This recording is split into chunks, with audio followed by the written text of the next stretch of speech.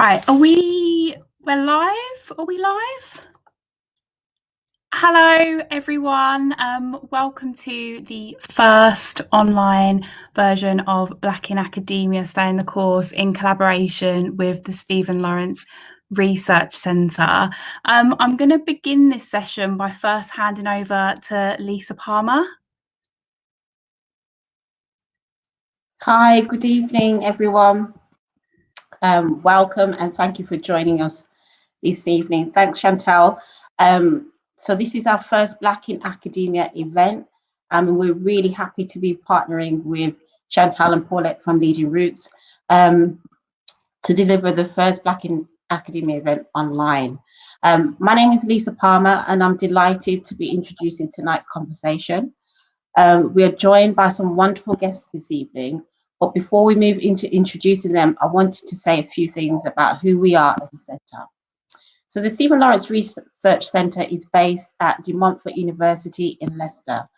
The centre was launched in May 2019 following the donation of archival materials by Baroness Lawrence, which document the history of the Lawrence's family's fight for justice in the wake of Stephen's tragic murder.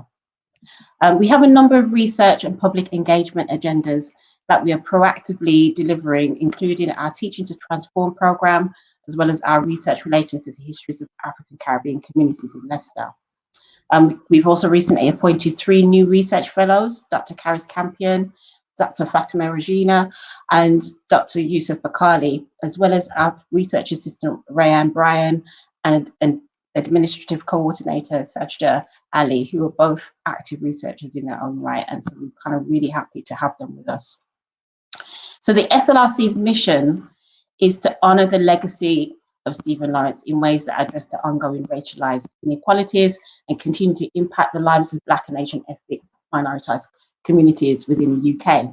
And so since COVID-19, the work of our public engagement manager, Sherilyn Pereira, and our programs and operations manager, Monica Barrett, have enabled us to expand our online presence through our Exchange platform, where we host a series of lively and topical conversations. We also have a number of important events scheduled in 2021, including our flagship web series on settled multiculturalisms, which will take place every Wednesday evening during the month of February. So please check out your Twitter and our website for more details over the coming weeks to sign up. The SLRC's director, Dr. Kenetta Hammond-Perry, has led an ambitious programme of activities since the centre's launch in 2019. Kenetta was due to deliver our keynote speech this evening, but regrettably, she's unable to join us due to some unforeseen circumstances. We know she would have loved to have been here tonight, so we'll be doing our utmost to make the most for her being unable to join us this evening. So we do have a slightly adjusted programme, and I'm sure it will be both enriching and informative. But before I hand you over to Chantal, I also wanted to draw attention to the timeliness of this evening's conversation. So this week, BBC Newsnight ran a news story on the racial disparities within the PhD application process. They highlighted that within universities in the UK, white applicants are offered places to study for a PhD at a higher rate than Black, Asian and ethnic minoritized candidates. According to BBC Newsnight, they obtained that data through the way that they attained the data, and the data had shown a kind of significant imbalance towards Black applicants in particular. We will get into some of those politics underlying these disparities later on in discussion, but for now, the burning question really relates to where did the BBC reporters obtain this data from. BBC Newsnight had failed to acknowledge that a significant source of data came from their consultations with Leading Roots and their groundbreaking publication, The Broken Pipeline Report, which was published in 2019 and authored by Paulette Williams, Suki Bath, Dr. Jason Ade, and Chantal Lewis. The fact that the Broken Pipeline Report was not cited is just one example of the insidious ways in which the work, labour and ingenuity of thinking of Black women and people of colour more broadly are routinely erased. Paulette Williams, the founder and director of Leading Roots, said on Twitter that I truly believe that there is a reluctance from some to cite and credit the Broken Pipeline report because it was led by Black women and more generally people of colour, and it wasn't published in a peer-reviewed journal. This is not about Black and ethnic minority students, it's about racism in education. Using the findings from the report in your journalism and then claiming that you have produced something that is groundbreaking is unacceptable. It's an unacceptable practice that we as educators would even advise our students not to do. It's kind of academic offence 101, and it begs the question as to why such practices are too often normalised when it comes to the work of Black women. We are here this evening to do the work of disrupting that norm. The great work of our friends from Leading Roots has involved a heartfelt commitment to creating spaces to open up higher education to Black students in order to lay the groundwork for better things to come. And it's within this spirit that we intend to make tonight's conversation productive and hopeful. So I now want to hand you over to Chantal.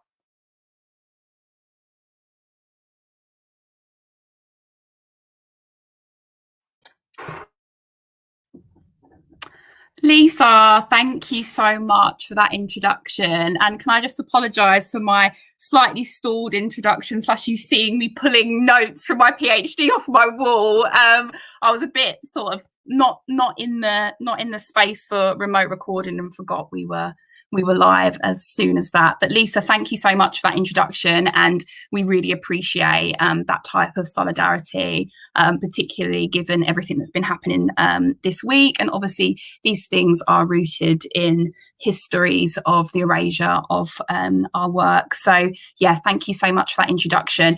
On to happier notes. Thank you so much for joining us this evening. There are so many of you on this call, and it's brilliant, and it's great to be able to do this event in a remote way because we're able to reach so many more of you. So yeah, thank you so much for joining Black in Academia Staying the Course in collaboration with our friends at the Stephen Lawrence Research Centre, sponsored by Sage Publishing.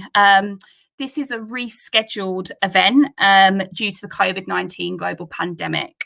We're really pleased that with the support of the Stephen Lawrence Research Centre and Sage Publishing, that we're able to bring you this rescheduled event. We're very much prepared, over-prepared maybe, like we usually are, but please do bear with us.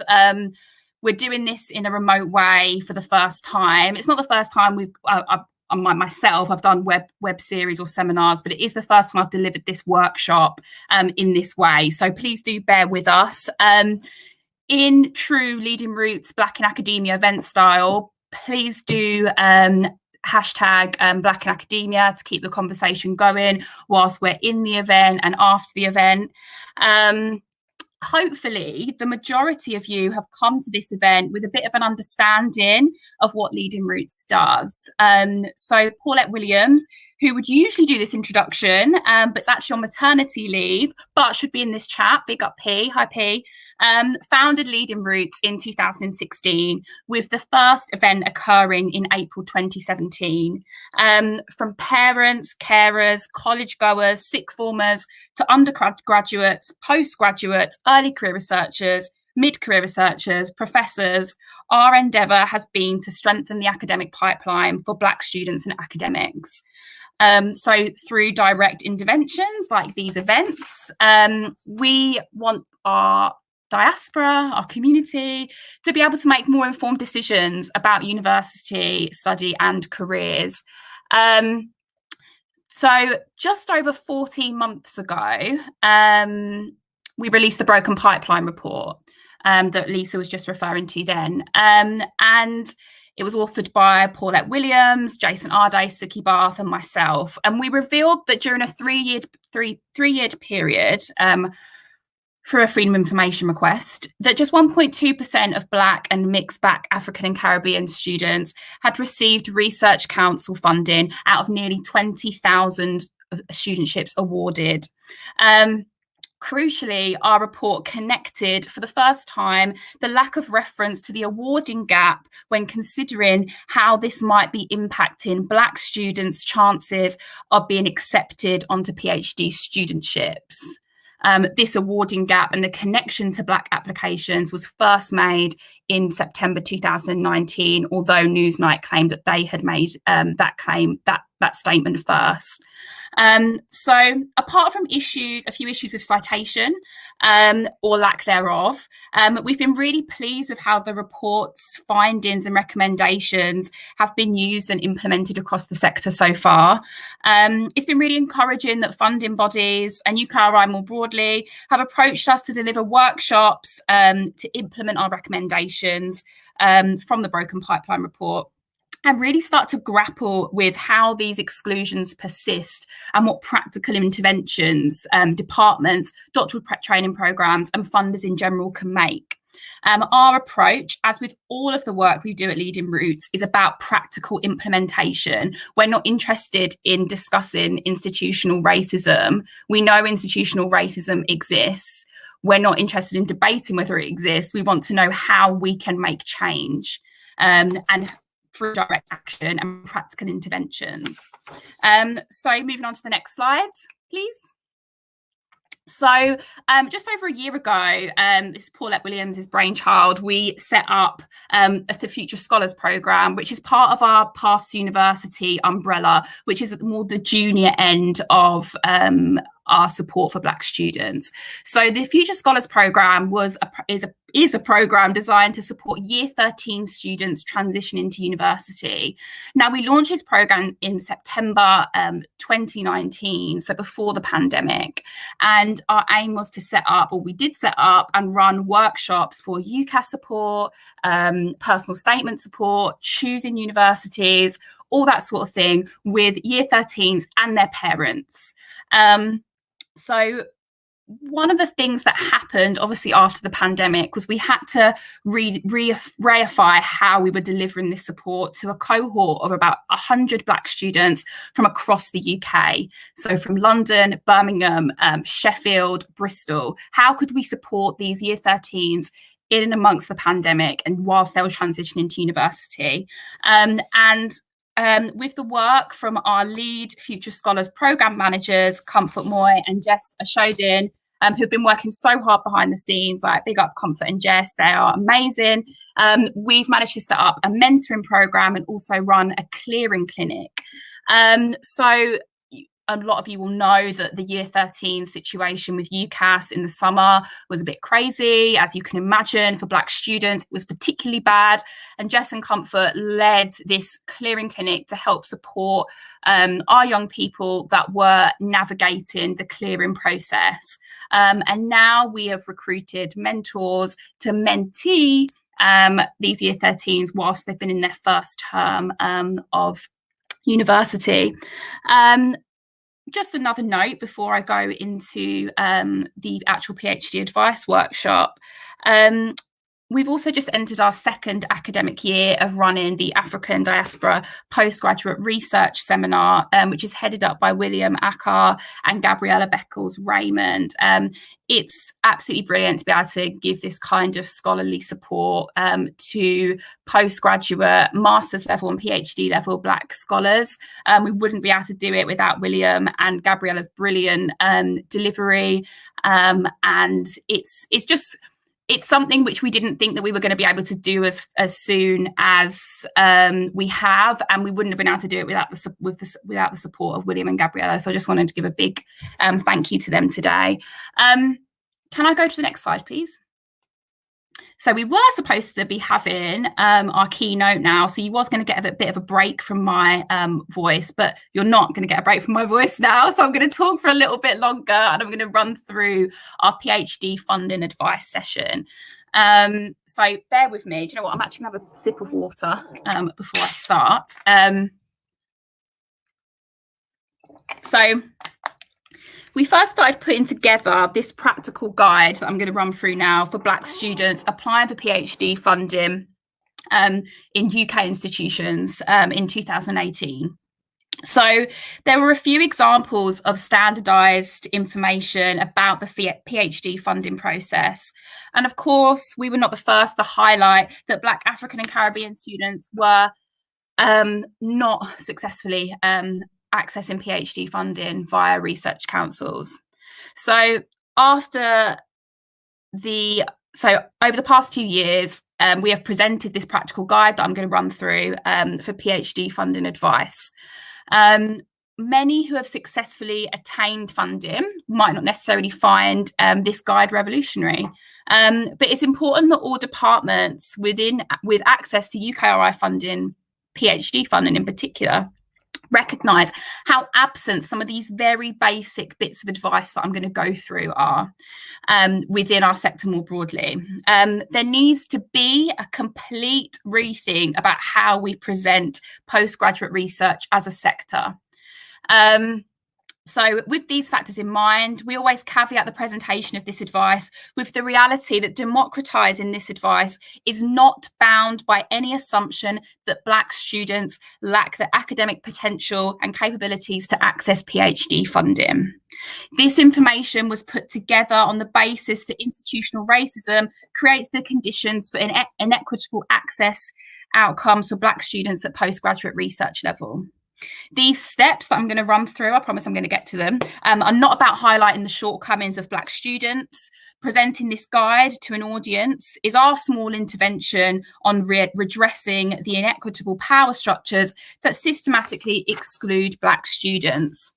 So traditionally, departments have communicated that prospective students should contact a potential supervisor, complete a PhD application form, and hope for the best. This is not the reality, and we know Black students have been some of the worst hit by these inaccurate depictions of postgraduate funding access. See Broken Pipeline Report 2019. Some will find fault in our advice, and that's completely reasonable.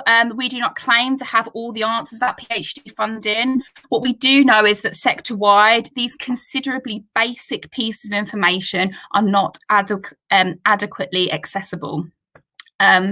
As we say to all people that come to our Black in Academia, stay in the course events, Black students, be bold, be ambitious, because if you're not, someone else is, and we all know who those people are more likely to be. This is not to suggest that confidence is enough to get you through the door, but we do believe that persistence and enough information can certainly put you in a better position than we're already in. Please move over to the next slide, Olga. Thank you. So before I start, before now, and before doing events in this way, and before COVID-19, we purposely kept this guide and advice away from audiences beyond our events because we wanted to prioritise this information for our attendees in a small attempt to regain some of the structural imbalances at this level. So as it is unclear, as to when we'll be able to produce our Black in Academia Stay in the Course events in person again, and we move to these e-events, we've accepted that it's no longer feasible for us to keep this guide for just our target audience. So we're in the final stages of currently putting together and publishing basically this advice that I'm going to go through in a document form that can be used by departments, institutions, research councils, that is citable. So please note and take this into consideration if you're making notes this evening. If you are from a department, an organisation or a research council or a funder, that you can use our ideas and advice, but please do reference them, and you will have a citable document within the next few months that you are adequately able to reference as well. And we obviously have seen this week how important referencing is. So beginning. So our first bit of advice always to potential PhD applicants is start early. And start early usually means thinking about questions that you might be wanting to ask yourself and those around you about whether a PhD is the right route for you. So are you in the middle of your undergraduate degree? Have you just finished your undergraduate degree? Are you studying for a master's? Are you a returning student? We believe that if you think that scholarship is something, or a career in academia is something that you're really thinking about, even at undergraduate level, then this event is for you as well. We kind of wish it wasn't like that, but with the structures that are in place, we do very much encourage people that are thinking about PhDs to start early. So is there a part of your course at your university you're really enjoying or enjoyed? Would you say that this enjoyment stems to passion? Being a specialist in a subject is something you could be thinking about, and you should be if you are thinking about it. It's entirely achievable. If you're not thinking about being a human geography expert or a pioneer in biochemistry, someone else is. Think about what type of scholarly intervention and tradition you'd like to contribute to. Whatever your answers are to the above, all of these steps that I'm going to go through apply to you. Just a note on undergraduates, if there's any undergraduates in the audience now, we do suggest that as you're going through these processes that I'm going to outline, that when you're in contact with different people within the university, that you ask for some assistance when selecting the best postgraduate taught course for preparing you for a PhD funding application, and also thinking about what type of course is more likely to get you into a better position when it comes to the PhD application. So we're asking you at undergraduate level to think tactically about what sort of masters you do, because we believe it's going to get you into a better position when it comes to PhD funding. Please move on to the next slide, Olga. Be as short as you can be. Academia is not for everyone. It's a bit of a mission and it's not always the most rewarding thing, but it can be rewarding, just like lots of jobs.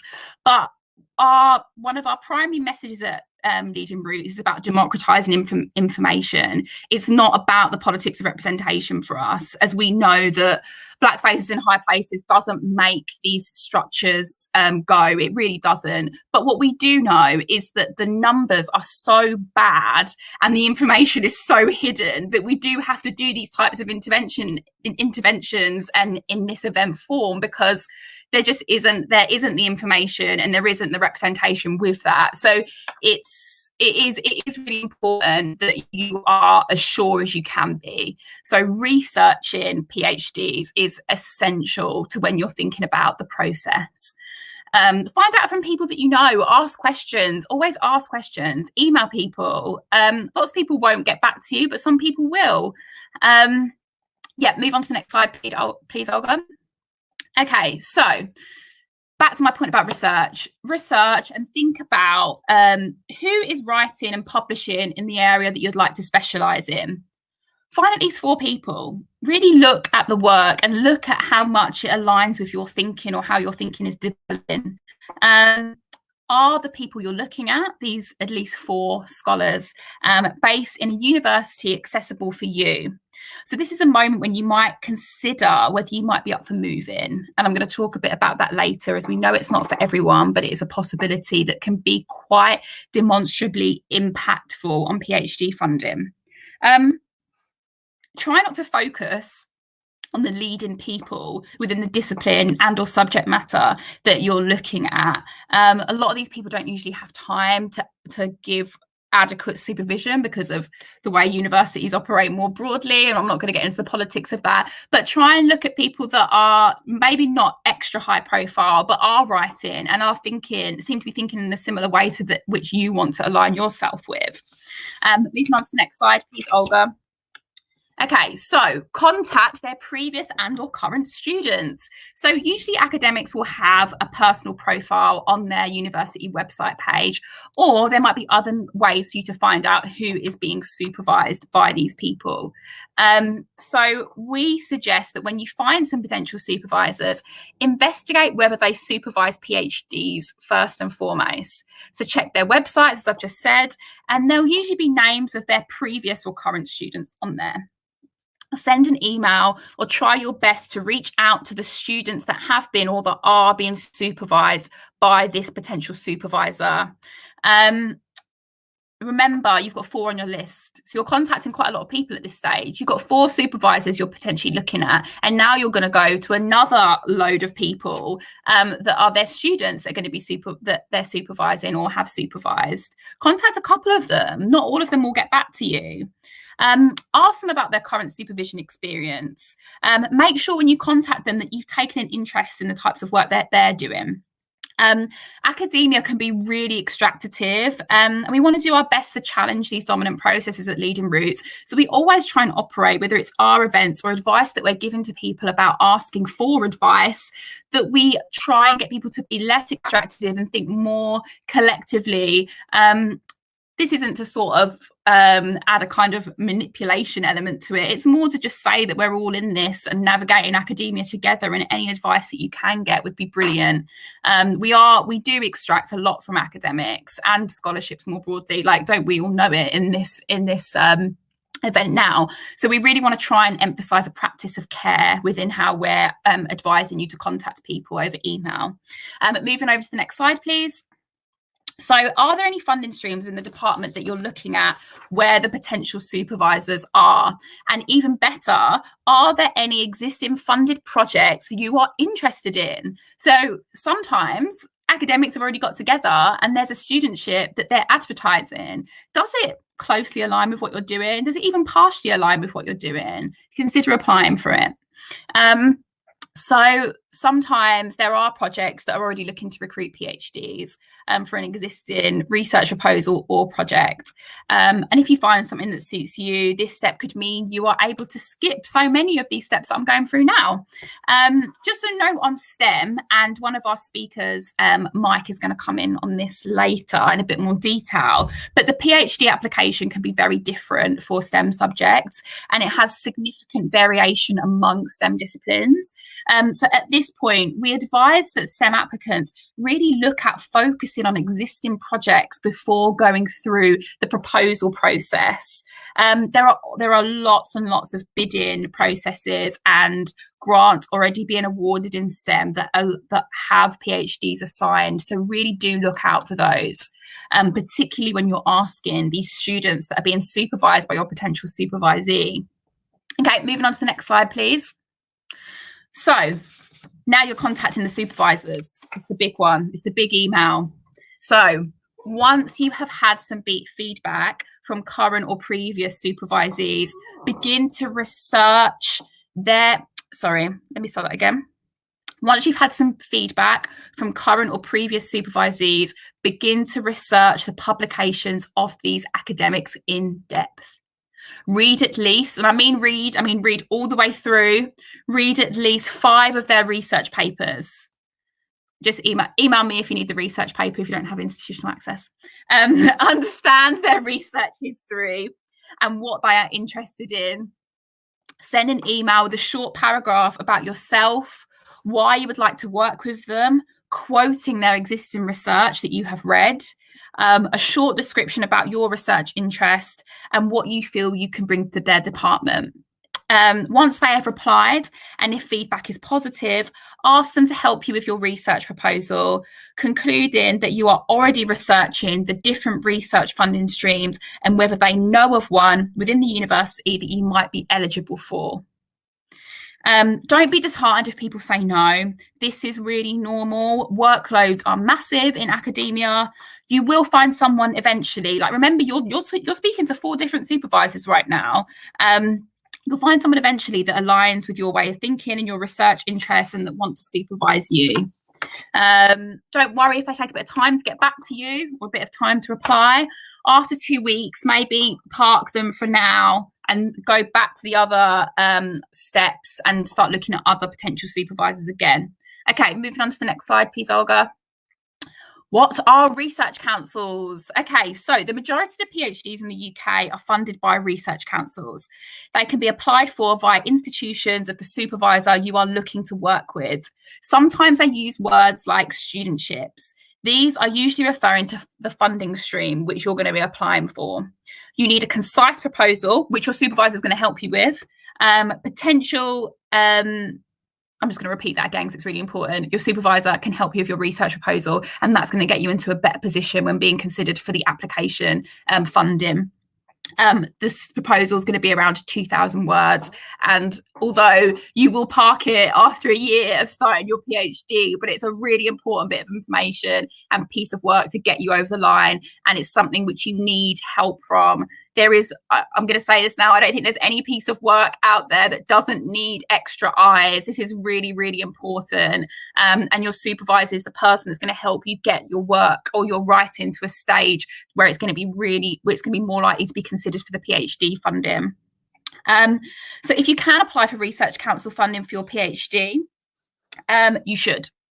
These awards normally cover fees and living costs, and they do not have to be paid back.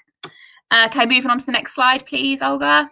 Okay, so research councils are not the only way. They're not. Even if you begin the process of a studentship application, student supervisors, again, will help you with this. Look at other options. Charities, trusts, think tanks, independent businesses also offer PhD funding.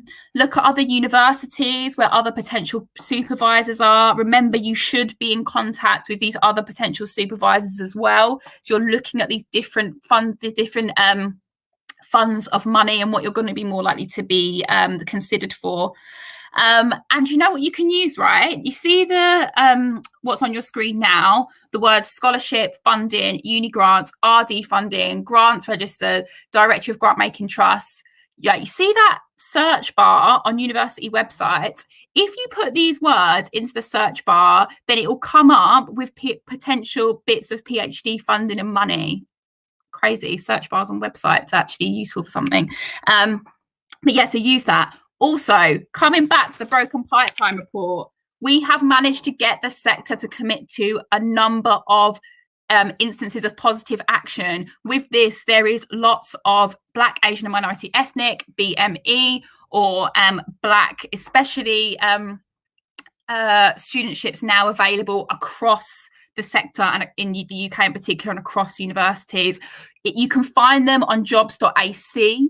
Obviously, people are sharing them rapidly on social media. If anyone wants to share any links, I know there are a lot of allies that are on the call now. If you have any links to PhDs that are ring-fenced PhDs, please put them in the chat now. I saw that Royal Holloway actually advertised one today that they've just launched. You need to apply for this money. This is for you. This money is for you. It's ring-fenced for you. Apply for it, please. Moving on to the next slide. So, in the meantime, funding hasn't worked out this year.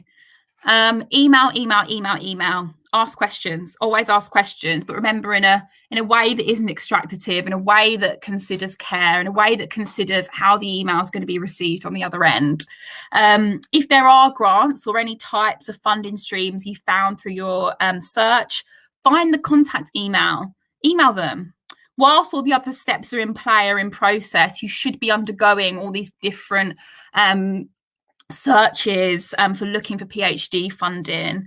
Don't forget PhD funding is competitive, but also don't forget that a lot of these universities are rich. They are. And they have their own pots of money for funding PhDs as well. It's not just UKRI funding. Look out for these on an institution by institution basis and ask your supervisors or your potential supervisors whether they know about them or whether they can ask someone that might be more senior than them about these hidden pots of money, because they do exist amongst these richer universities. So ensure that you're emailing about these little hidden pots of money. Please, on to the next slide, Olga. So keep asking questions. I think this is like one of our primary strap lines at Leading Roots, is keep asking questions. If you don't ask these questions, someone else is doing it. If we don't ask these questions, even though it shouldn't be that we have to ask these questions, but we are where we are right now, and we want as many of you who want to do PhDs to be getting this money, we have to keep asking questions. If you do not ask these questions, someone else is doing it. I just said it again, but it's important, so I'm repeating myself. Do not feel guilty. Do not feel like you are wasting anyone's time. These universities are yours too. You have a right to ask how they work and how it's best to navigate them. Moving on to the next slide. Consider a student loan. I feel like you need to exhaust quite a lot of the other bits of advice that I've shared with you tonight before you go on to this, but consider a student loan. Eligible postgraduate doctoral students starting from the 1st of August can now apply for a loan of up to £25,000 to contribute to their overall costs. Next slide, please. If you didn't consider it first time around, if your circumstances allow, and we know they don't allow for everyone, but seriously consider contemplating moving if you can. This is important. There are so many funding streams, but often students are restricted because they aren't open to moving. Again, we do understand that. I understand why a lot of people can't. But moving for those that do have the capacity to could provide another opportunity for you to get more experience, and in some instances, PhD funding. It can be as binary as that. So if you are a homebody, totally understand. You can return home quite a lot when you're doing your PhD. You will have an income, so you can buy advanced train tickets. And doing a PhD means you don't have to be on campus every day. So please do consider it if you can. Next slide, please. Getting other experience. Now, this is a big one.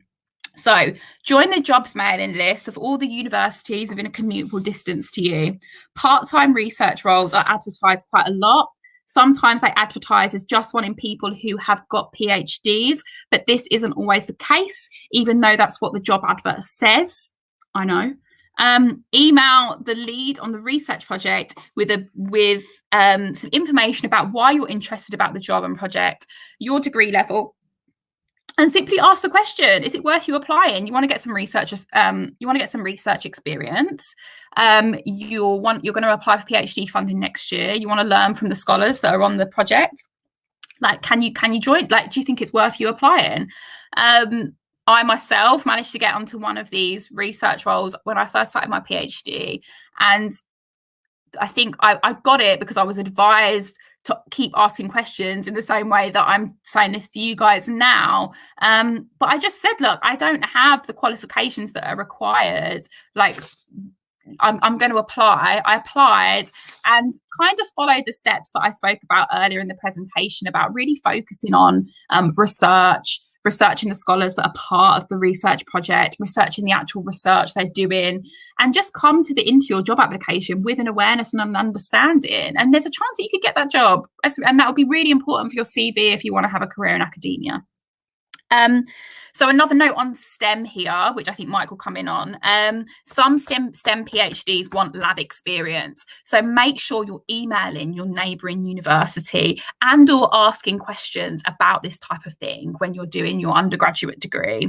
So specifically emailing these academics about routes and roles within the departments you're interested in. Ask the question. You just got to keep asking the question. So moving on to the next slide. Stay in contact with your referees and academic mentors. The chances are, because there is so much institutional racism within the sector, and particularly at this part of the PhD application process, that there's going to be people that you meet that have basically supported you quite a lot in getting to the PhD application stage and perhaps being successful. It's really important that we stay in contact with these people because we're going to need academic referees and mentors throughout our careers, because we're still dealing with a very problematic sector with a lot of racism. So we need as many of these people that have been in our early stages as possible to support us throughout our careers. Next slide, please.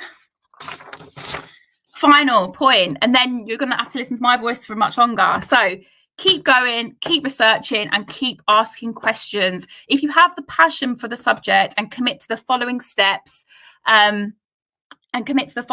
above, you will catch a break eventually. We do believe that. If you are passionate enough about the subject, follow these steps, do your research, you can make this work and take your rightful seat at these tables. They belong to us as well. Next slide, please. Now I'm going to be introducing our first speaker for this evening. I'm really excited to hear from this speaker.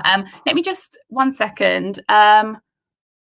I've just been asked by support to ask the audience to write any questions that you have or comments that I'll address. Okay, sorry, I understand now. Sorry, dyslexic, dyspraxic brain catching up with what's happening. So you guys have asked questions in the chat whilst I've been speaking. I'm going to come back to them during the Q&A, or come back to as many as possible during the Q&A.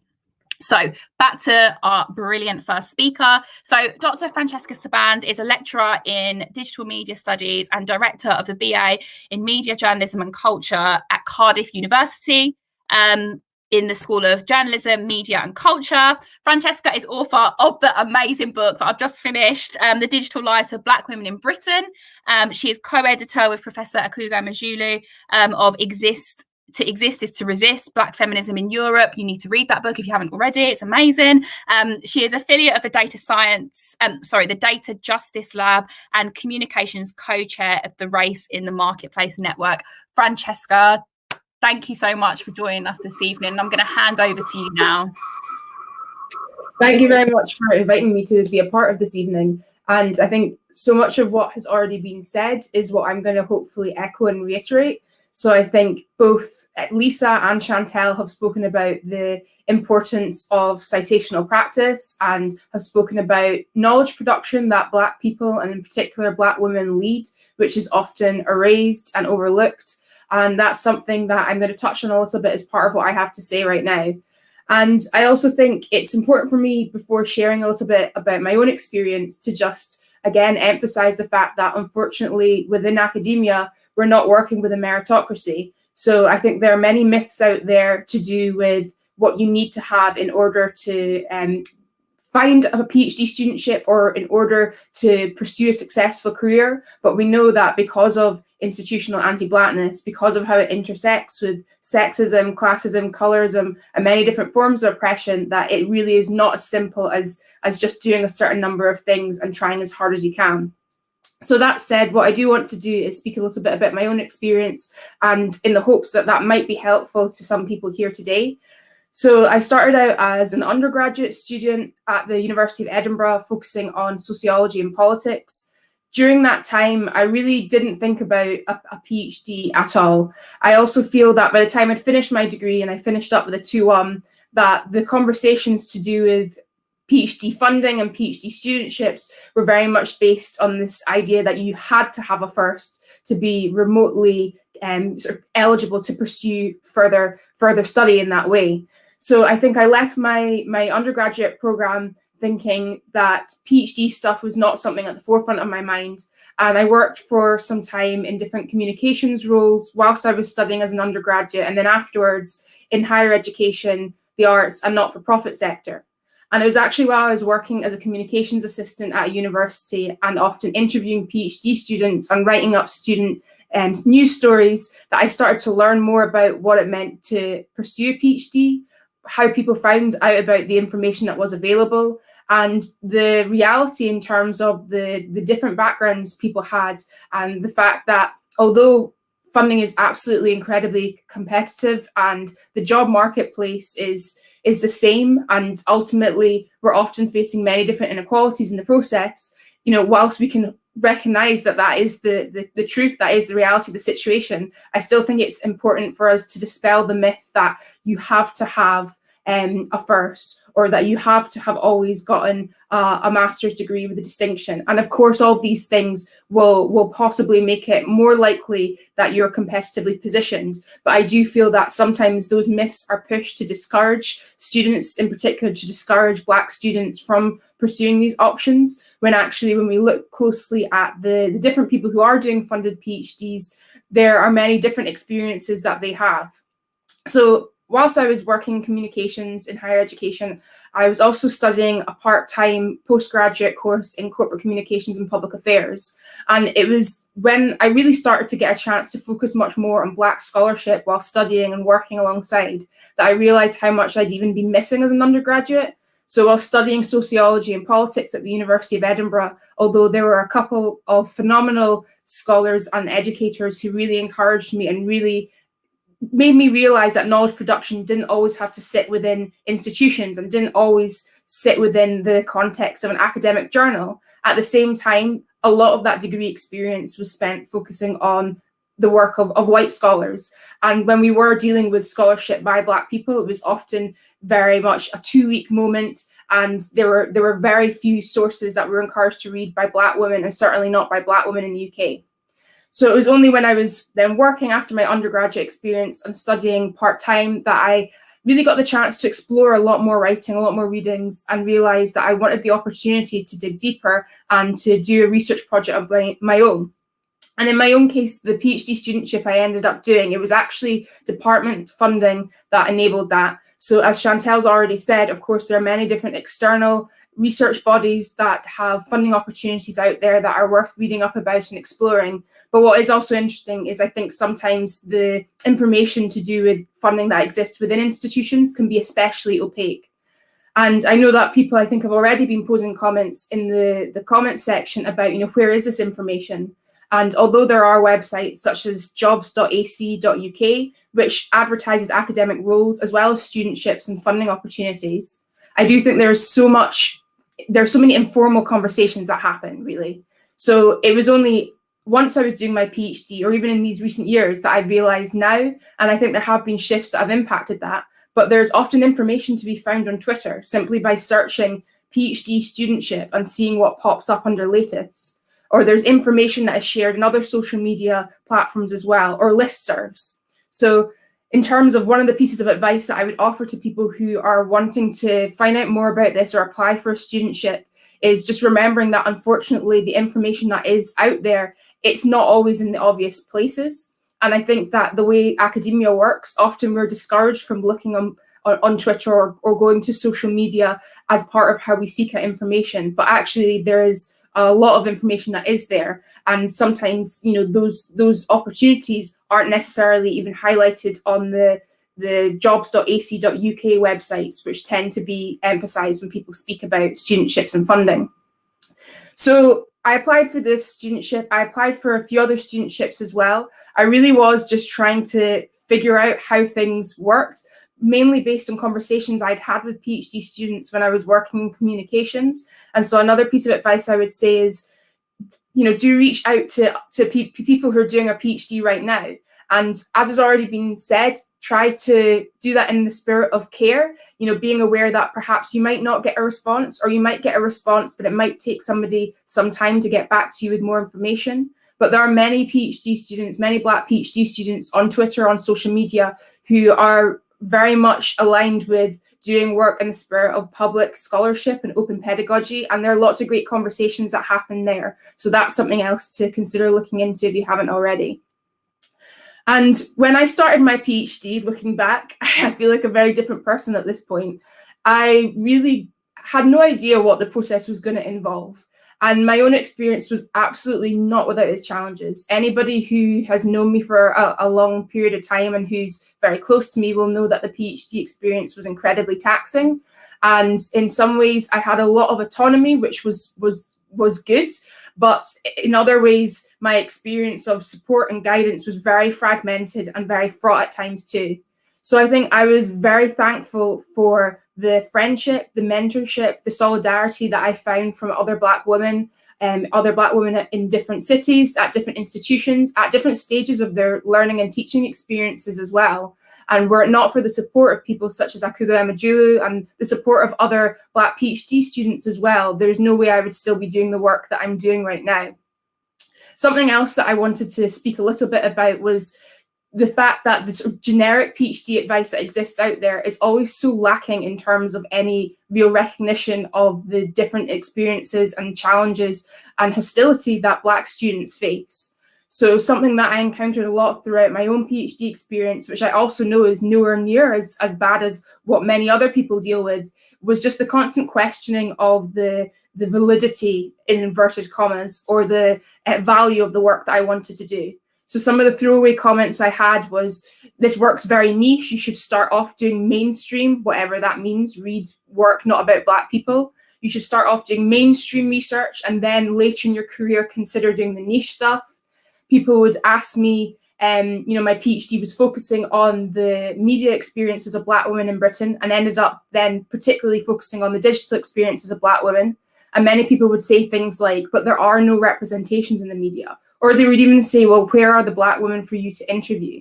So the constant questioning throughout the process was time wasting, it was demoralizing, it becomes a distraction. And I think I realized probably at some point in the first year of my PhD that I needed to divest from attempting to justify why I wanted to do this work and why I felt it was of value, because there will always be those people who are committed to attempting to undermine you and what your work's about, and refusing to actually engage with those people and those conversations is sometimes important in terms of how you attempt to take care of yourself and afford yourself the time to work on the work that you actually want to do.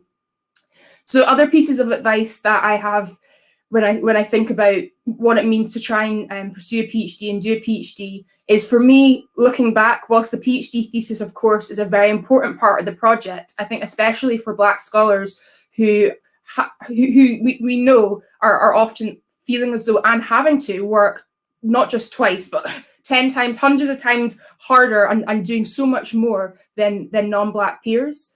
And I think what I realized during my PhD experience was that even though the thesis was important, especially from the point of view of my institution, it was actually getting involved in more collective activities, getting involved in different projects with other people elsewhere that was not only important for me in terms of my health and well-being, but was important in terms of thinking longer term. So what did I want beyond this PhD thesis? What did I want to be doing? And what were the principles that underpin my work?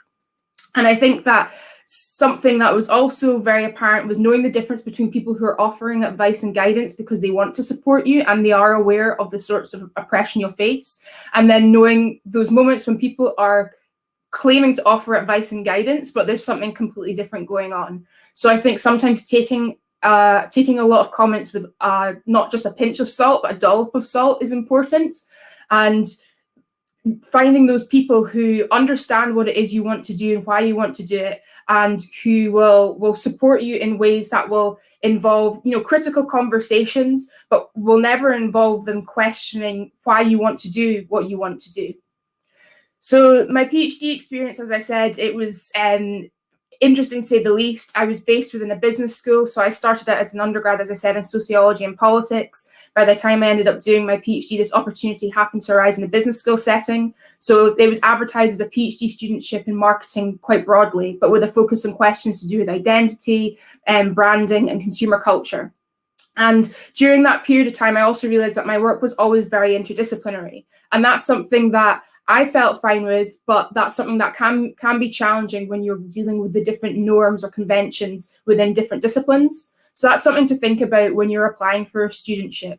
Are there certain disciplines where you see there's a lot more of the sort of work that you want to be doing? Or if you're trying to enter a discipline where the work you're wanting to do is even more scarce, then what sort of challenges will exist, or how might you need to be in conversation with people in other disciplines to help support you as part of that work? And something else that I've been thinking a lot about, and it might not be the rosiest thing to say, is I feel as though Black scholars are often treated by institutions as though they're simultaneously not doing enough and they're doing too much. So something that I've encountered a lot is people sometimes discouraging me from doing the stuff that they don't think is going to be perceived as refable. In other words, work that they don't think will be perceived as sort of impactful or reputable from the point of view of academic institutions that are really focused on metrics. So the research excellence framework even is something that, whilst I was a PhD student, I wasn't really familiar with, but it's certainly something that if you're wanting to pursue an academic career, you'll be confronted with at some point. And although I think we need to recognize that there will always be this tension between the expectations of institutions and what we want to do, I think it should never come at the cost of your principles and values, and you should never feel as though you have to sacrifice those more collective and community-oriented projects because an institution is saying we want to see you churning out more journal articles, or we want to see you spending more time within certain narrow disciplinary spaces.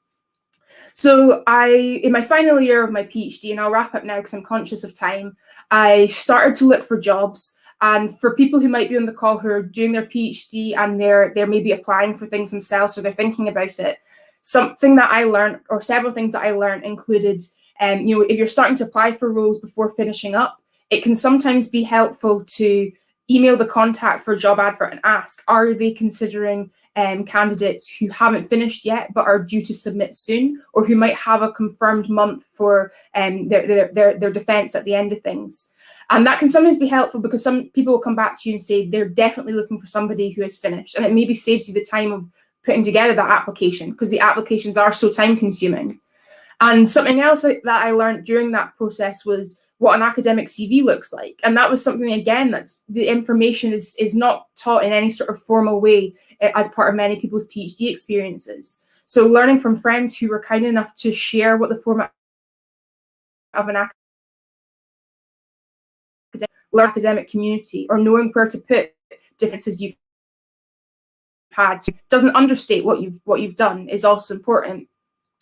I'll leave some of that there. I'll just say that what happened in my final year was I started my first full-time lectureship at Edge Hill University as a lecturer in marketing and advertising. So I sort of navigated finishing up the thesis whilst working full-time, which again wasn't without its challenges, but certainly it gave me a real chance to get a lot of full-time lectureship experience done during that period of time. And again, when it came to doing the PhD, I was lucky enough to have the opportunity to have quite a lot of tutor experience and some lecturing experience, which I think helped when it came to applying for jobs afterwards. Then during my time at Edge Hill University, I moved on to become a lecturer in digital media studies at Cardiff University, where I am now, and director of the BA programme in media journalism and culture. And this semester has really been the first opportunity for me to design a module entirely from scratch, start to finish. So this module focuses on memes, digital remix culture, and questions to do with online identity and inequality. And I guess what I hope you take away from what I've shared today is that none of us are unaware of the challenges that are there in terms of Black people pursuing fully funded PhD opportunities and pursuing work in academia. But I hope that we can continue to collectively share knowledge and support each other, and to also dispel some of the myths that are pushed in a way to discourage Black people from looking into these opportunities, and absolutely challenging this idea that this is to do with a deficit. There is not a lack of Black people who are capable of doing this sort of work. The problem is this lies with the institutions. It's their responsibility. But in the meantime, whilst we wait to see what changes they'll make, or we look at the changes they make as the result of the brilliant work of people involved in leading Roots and groups such as the Free Black University, in the meantime, we'll continue to collectively share this information, and hopefully people feel able to reach out to one another in the spirit of care and community. Thanks very much for listening.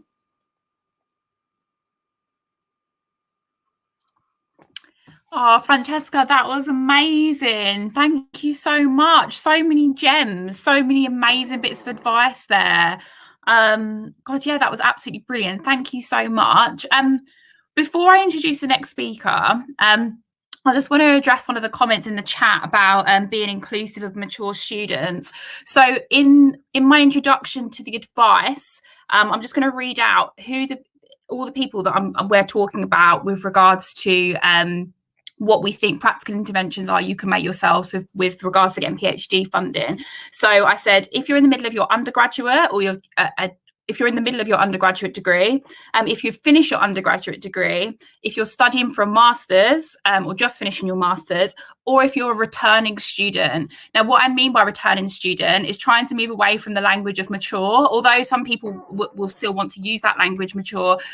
Some people find it a little bit ageist. Like, I think some of the most inspiring PhD students and academics I know are returning students, or what you guys might say in the chat as mature students. So just to say that all the advice we're giving is taking all of those people into consideration, and it all very much does apply to everyone. Although we're all at different life stages, the combination of asking advice, emailing, asking questions, creating community, as Francesca's just said, apply to all those people that we're talking about here. So just wanted to address that.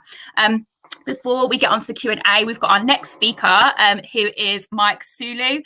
He is actually the STEM lead at Leading Roots. So my colleague and part of Leading Roots, he is an engineer, a biochemical engineer at UCL. I'm just going to read a quote from Mike that's in his bio. Hang on. Mike identifies with engineers as being the problem solvers of society. His phrase is, if you always do what you've always done, you'll always get what you've always got. no, hang on. If you always do what you've always done, you'll always get what you've always got. Have I said that right, Mike? Yeah, you have indeed. Over to you, Mike. And to add a little bit of context to that, I think is all about my passion, which is the same as Chantel's and the rest of Leading Roots, is about democratizing knowledge. And I think the reason there are so many problems that are left unsolved within the world is because we don't value the opinions or the solutions that come from a diverse audience. My, I guess, short talk is going to be slightly different than Francesca's. So I'm going to tell you a little bit about my academic history, and that's just because it adds some, I think, useful context to what I'm going to tell you. So I went to secondary school in East Sussex. It was in a small town, a very, very white small town. And I think one of the positives that did, I say a positive, but I mean, it helped me within my current career, is it very, very quickly, and at a very young age, you get used to being different and socializing in what can be very white spaces.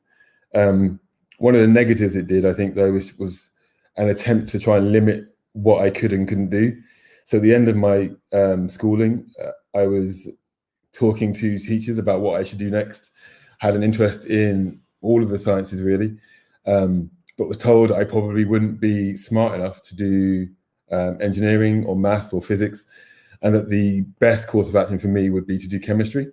So I went to Leeds for a year and I hated it. Did a year of chemistry in Leeds and then dropped out. And then I spent probably 2 years like working part-time jobs, like in supermarkets. I worked as a cleaner. I worked as a care assistant for about 2 years, never really getting, never working full-time. But I used the time, and I guess it seemed to my family like I wasn't really doing anything, but I was using the time to try and think about what I wanted to do and where I wanted my future to be. I was lucky in that I did okay in my A-levels, so it meant that I could then pick almost any institution, and decided that I wanted to go to UCL, and I did biochemical engineering, which is where I currently work now. And my degree was very, very healthcare focused, but at the end of it, I thought to myself, I don't think I want to work in healthcare, and I want to move over to more sustainability. So I went to the University of York and did an MRes in kind of sustainable chemical production. At the end of that, it moved on. It meant that I got to move on and move back to more kind of biochemical work. And I did my PhD at the University of Birmingham in renewable fuel production. And reflecting on that time, I think, had I been more strategic, I would have probably have stayed in academia. I would have cemented my career path in academia much easier. Because the problem with PhDs is that while a project can seem very interesting and it'd be the exact sort of thing that you want to do, when it comes to post-PhD, so we're looking at postdocs or academic jobs, your PhD may become something that it just isn't in vogue anymore, which means you might not have the knowledge that you require to then move on. So my first piece of advice is actually, you need to really kind of keep an eye on your field, be aware of what's going on, try and work out or think about what the next big thing might be, because you do have the ability to try and pick up new skills, direct your research slightly towards that, so that when you have some transferable skills that allow you to be more kind of flexible in your next career path. After I finished my PhD at the University of Birmingham, I decided that I didn't really want to work in academia.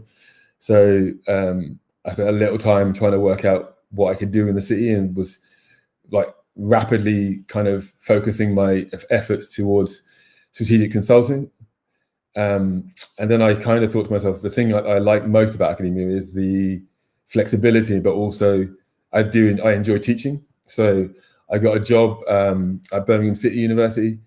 And what I will say is it gives you a good insight when you go to a different institution at how different institutions work. So Birmingham City, unlike the 3 prior institutions that I've been to, was very teaching focused and not research focused. And it meant that everything was very different. What I will say though is that there is a weird kind of elitism within the higher education system that hopefully will be ended at some point, because regardless of where you are, there are good students and there are not as good students. I was at BCU, or Birmingham City University, for a few years, and I thought to myself that I should probably make a change, because the difference between a research intensive institution and a non-research intensive institution is the things that they will promote you for will be slightly different. And I felt that as if I were to get promoted too quickly at BCU, then I wouldn't be able to move at a later date, because I wouldn't have the required outputs to allow me to move to a research intensive institution. So I've been at UCL for 6 or 7 years. I've done some research roles, and now my role is very teaching focused. But I think what's really important actually is to give you some advice about PhDs. So, I mean, the first important thing is that you should follow all the advice that Chantal has already said. But from a STEM perspective, there are things that you should think about. Like, I guess the first thing is never wait to be asked. People will probably not come and tap you on the shoulder and say, would you like to do a PhD? You need to go out and be proactive. Another important thing to say is that PhDs aren't really a test of actual intelligence. They're more a test of motivation and devotion to your topic. But the important thing is something else that Chantal has also said, is that within STEM, so within science, technology, engineering, maths, medicine, the project is way more likely to be defined already, which means that you'll have a supervisor publish a topic. And the important thing there is that you need to know information about that supervisor and details around the topic or the subject to be able to do well at a PhD interview. If you have the ability to do so, depending on where you are and the stage of your career you are, you should, as early as possible, take up any of the practical skills that you might need during a PhD, because those are things that people will look for. Anything that you don't need to be taught during a PhD will help you hit the ground running when you start, and that's always going to be something that a potential supervisor will find beneficial. The other thing is, if you don't get a first or a 2-1 and you have a 2-2, there are sometimes funded MSc places or MRes places, and they will be able to help you bridge that gap between your undergraduate qualification and a PhD place. Also, if it's an MRes, give you the idea, let you have a kind of extended experience of research that will let you know whether or not you actually do want to do any research. I'd also say, don't forget that the general area of the PhD is more important than the specific things within the PhD, because as Chantal said, usually your proposal will change as you go through the PhD. That is actually no different whether or not the student writes it or the supervisor writes it, because things change. You find out things that you don't, it's research, you find out things that you don't know. And to a certain extent, the project and the project end goal can be directed by the student as they find interest in specific areas that are around or tangential to their specific project. And I think the final thing I will say, which is to echo Francesca's comments and say that your supervisor may not have the tools to be able to support you, especially not your full and authentic self. So one of the pieces of advice I try and give everyone is that you have to remember that the creation of a good researcher is a bit like raising a child, and that you need a village to do it.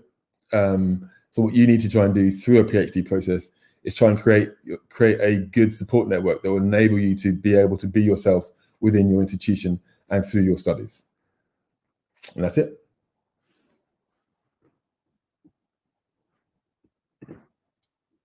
Oh, Mike, thank you so much for that advice and information. That was brilliant. Oh, well, can we move on to the next slide, please? So I'm going to bring all our speakers back together now. So Francesca, Mike and Lisa, and we're going to work through these 3 questions, and then we're going to try and answer some of the questions that people have put within the chat function. So I guess we'll start off. I'm just thinking whether I get you guys to answer all 3 at once or one at a time. I might get you to answer all 3 at once. Is that okay? Yeah. Yeah, whatever works. Okay. Francesca, can you run through your answers to some of the questions that I've provided? So what are the benefits of being an academic? If you were going to advise current MA students, undergrads or returning students on the best way to go about securing a PhD place and funding, what would 3 useful tips be?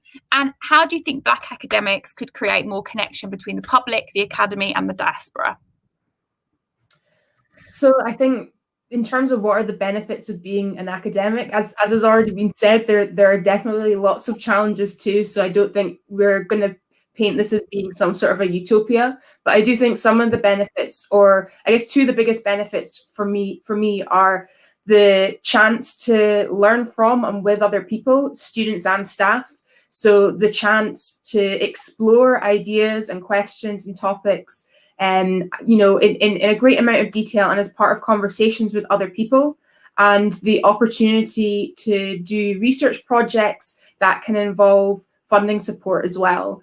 And I think it's, for me, one of my favorite parts of the work that I do is getting to really, collaborate with different people and different people in different places. So it's not always about just working with the people within your institution. It's also thinking about how you can work with people elsewhere, and also thinking about the different ways we can share knowledge. So again, we've all been talking about the importance of public scholarship and open pedagogy. And I think this maybe connects to the 3rd question. And I'd say that for me, how do you think Black academics could create more connection between the public, the academy and the diaspora? And for me, that's thinking about the different ways that we produce writing or produce work or create knowledge, and how we share and who we share that with.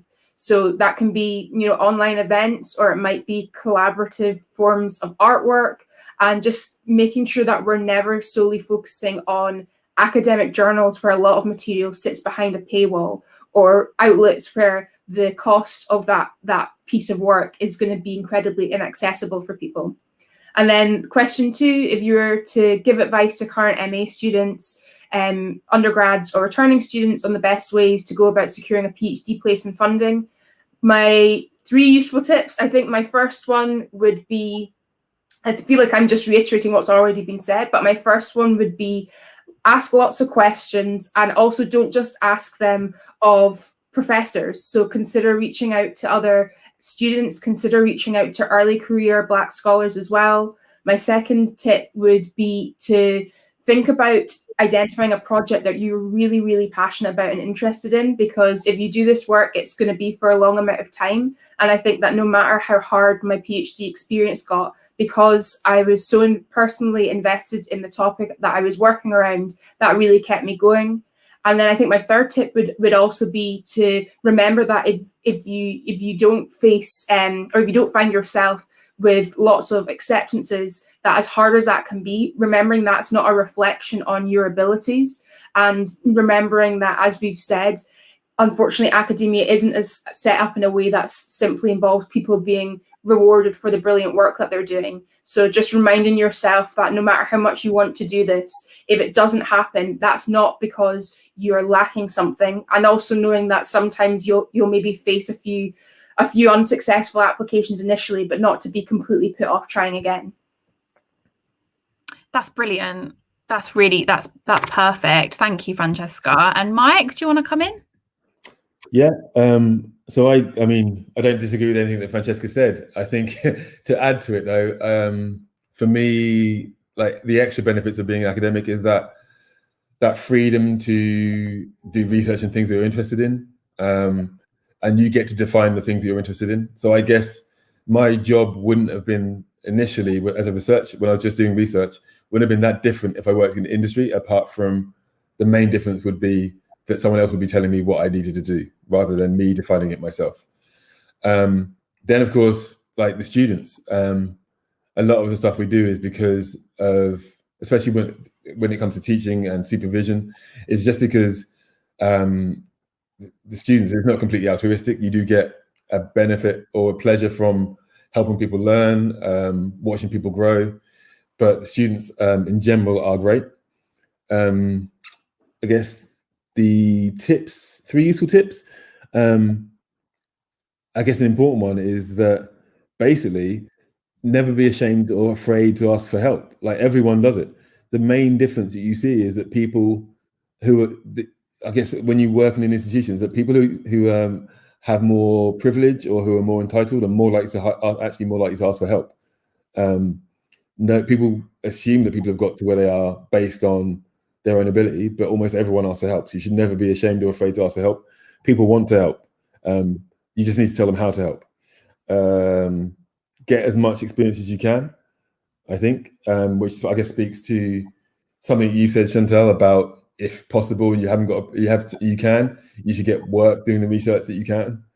If not, then like summer studentships, we try and avoid obviously any kind of voluntary work, because unpaid labor speaks to more privilege in the system. And the other thing I think is networking. Like, just talk to people, students and staff, because just by being known will naturally help you through an application process. It shows that you have a passion about in a subject area. It shows that you know parts of the subject area. It's very difficult for undergraduates to go to conferences and that kind of thing, but you can contact anyone to talk about. People love to talk about what they do. We do stuff because we love it, and we'll talk to anyone about it, basically. So you can create a network just by asking people to tell them more about their subject field. People also love to talk about things they know. So that would be it. And how do I think Black academics could pave the way for more connection between the public, the academy, and the diaspora? I don't know if I can add anything to what Francesca said. I think I actually think that Black academics in general are the people who are best at doing it, because I don't think the academy does very well with anything outside the academy in general. I think obviously it can be improved. I think the small things like recognizing the work that people do and valuing the work that people do outside of the academy is really, really important. We don't hold all of the knowledge. It would be arrogant and stupid to say that we do. And I think you really have to work more on co-creation of knowledge with people who have a better understanding of the areas of which you're working in, who have more lived experience of the areas of which you're working in.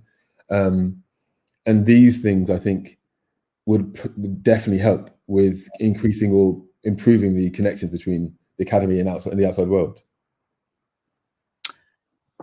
Thanks, Mike. That's absolutely brilliant. That's really great advice.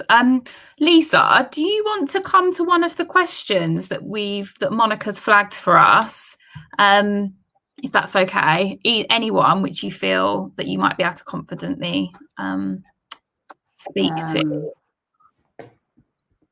So there's a question about, it says, do you have any advice for those wanting to do a PhD but are relatively certain they don't want to teach / stay in academia? What kind of work experience would be most useful here? I guess there's kind of there are different types of PhDs, I think, as well. That's what we should kind of think about. So not all of them are around teaching orientation or orientated around teaching. Some of them are kind of preparing you to go into work. So there's, I guess there's ways in which I can't speak for STEM, but Mike might be able to speak for STEM a bit more. But there's a way in which there are roles that can be created that are around consultancy, for one.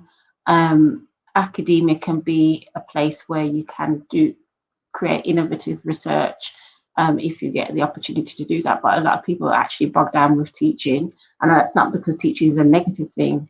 It's kind of trying to balance the role of teaching and research. So oftentimes you find academics that may want to pursue much more of the teaching and might have a much more thinking about pedagogy and their teaching practice and trying to develop themselves as kind of practitioners because they know the interventions they can make in the classroom.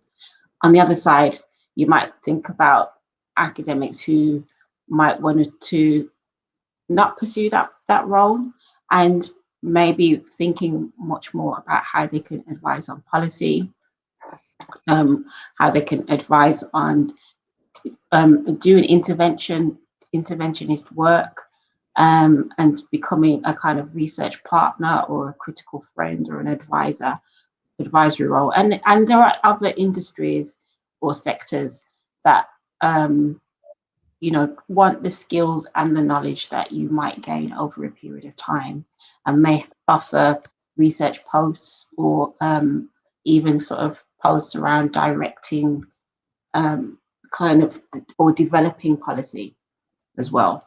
So there's different ways you can apply your knowledge, and actually it's not just about just being at the university itself.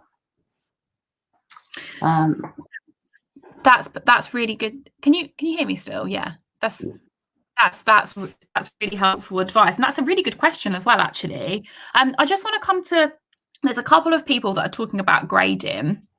And I think it's a really important point, particularly people that are talking about having a 2-2, having a merit, having a pass. Like, I'm someone that got a merit, I've got a 2-1. I'm on paper, I'm not a high achiever. So I totally empathise with those people that are asking this question. I think that one of our really important findings in the Broken Pipeline report is this, number one, the emphasis on academic excellence, and number two, and what and who exists within that framework, and number two, the issue with the first class honours and a 2-1, and how that doesn't take into consideration the awarding gap and the attainment gap at undergraduate level.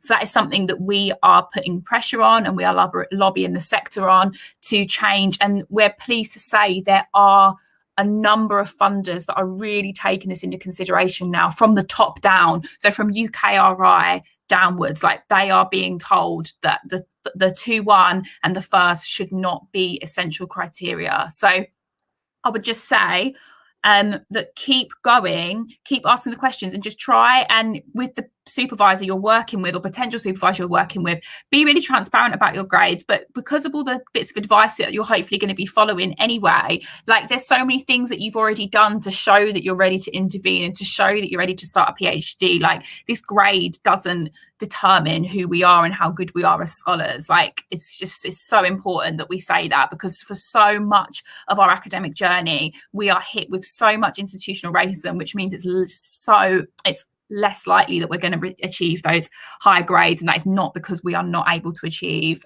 we are, but their modes of selection and grading criteria discriminate. So yeah, just to reiterate that, even if you have a 2-2, 2-1, a pass, a merit, you're included in this conversation. You should be included in this conversation. And the funding, the research councils, the funders, the doctoral training programs are very much aware of this fact, and they should be beginning the processes of recognising how they can rectify your exclusion within this process. I couldn't say that to you a year ago, so that just shows you how much, I don't want to say progress, but how much we're all putting pressure on the sector to change this stuff about academic excellence. Question. Just looking at the chat. So. Sorry. At 60 plus, grants are hard to come by. Any advice? So does anyone want to come in on this question? So we're talking about returning students here. I think that the same advice applies, as I previously said, all the different bits of information about emailing, networking, contacting people, being really transparent about your experiences, what you feel you can bring to the table, but also researching the supervisors and their scholarship and what they've been intervening in and how you can possibly align yourself with them. Like I said before, like, returning students are some of the best Black academics I think we've got right now. So my inclination is you guys are in the best position because you bring so much to the academy that we need. So please, like people have been saying in the comments, like, back yourself, because if you're not backing yourself, there are other people that are backing themselves. I would agree with that as well. I think that it's not necessarily all of these issues around age, ethnicity, gender, they're never off the table, they're always on the table. So it's not that we can ignore them, and they do play a role. But at the same time, I think, as Chantal has reiterated, the advice that is being offered today can be taken up and can be kind of utilised. I think if you're an older candidate, then it's I would suggest contacting or speaking to people, like building your networks, find people who you can trust to talk through your ideas. Think about the places where you might want to develop that work, the subject that you're thinking about of doing. Find out about those researchers, find out their background, what are they interested in, and again, go back to the advice that was given before. Look at who they've been supervising. Probably reach out to some of their students as well. So, it's a real thing, but I would hope that it wouldn't also be a deterrent as well. That's really good advice, Lisa. I'm just going to come in. I think Francesca and Mike might be able to speak to this, or one of you or both of you. Any advice on how to sell yourself for ring-fenced grants? They either emphasize you being exceptional, aka Russell Group, or romanticize your trauma to prove you're deserving. We've all seen that in application. Mike, I can see you looking. I know we've spoken about this a lot. So do you want to come in? Then Francesca, if you can add anything, that'd be brilliant. This is a really important question. Thank you for asking. I agree. It's really, really important. So one thing I would never do is romanticize my trauma. I don't think. I think it's really difficult to answer, and this is actually probably one of those things where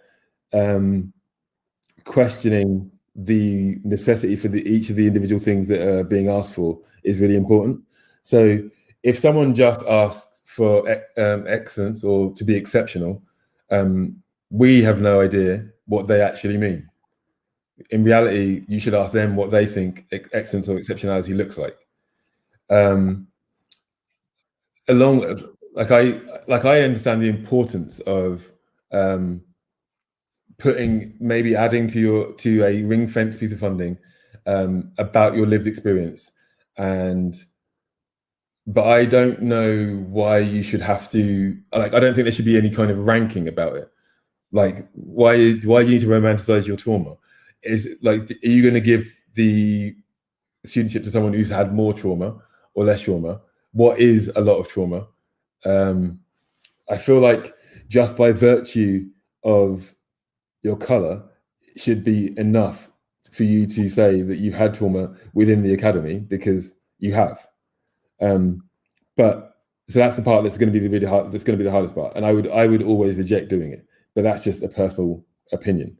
I do think that you should question what people believe to be exceptional or excellent. And again, it's one of those things. I think it's one of those things that I see a lot that people will do and be like, some people are very bold and upfront and be like, you've asked for X in this advert. What exactly do you mean? What exactly do you want me to say? Do I need to prove I've done X, Y, or Z?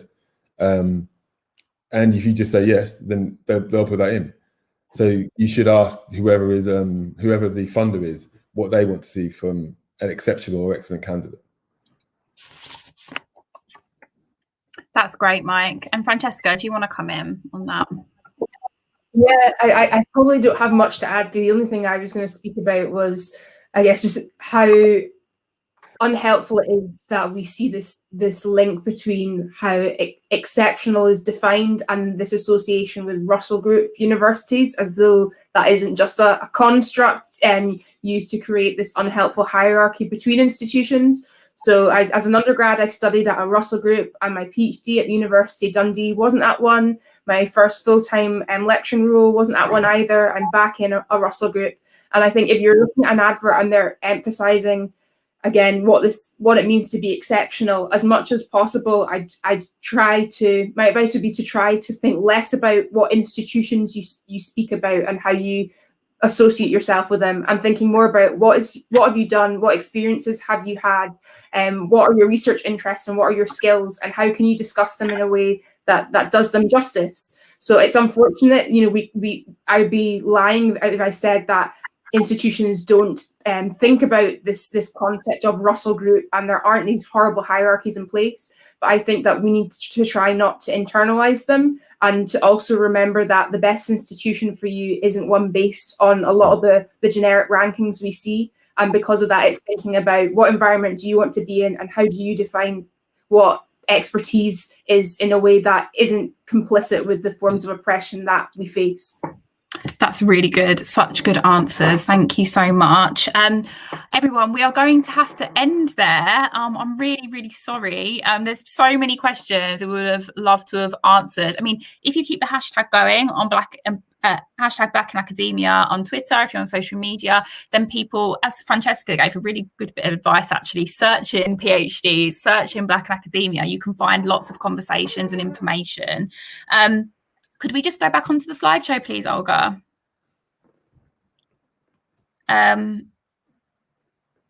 Yes, so thank you so much, everyone, for joining tonight. A massive, massive, massive thank you to Monica, Olga, Sherilyn, Lisa and Kinetta for all their on-hand support and behind-the-scenes support in the build-up to this event and this evening.